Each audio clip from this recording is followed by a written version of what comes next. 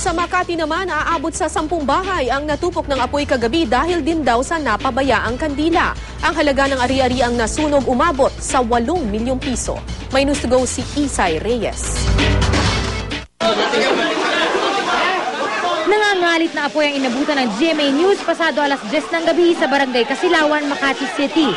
Ang mga taong ito nagtatakbuhan para piliting maisalba ang kanila pang mga natitirang gamit. Ang iba naman, wala nang nagawa kundi umiyak. Ayon sa BFP Makati, nasa 10 bahay ang natupok. Hanggang 5th alarm po tayo. As of now, we have an estimated damage of 8 million more or less. Ayon sa mga residente, malaking tulong ang kanilang pagkakaisa.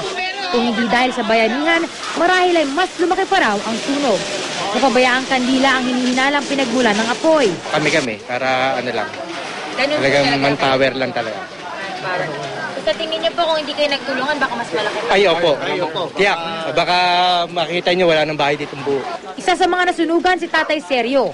Tayong ang suot na damit lang ang kanyang naisalba. Wala nga, ito lang oh. Wala nga akong damit. Kayo lang po ba mag-isa sa bahay nung nasunog?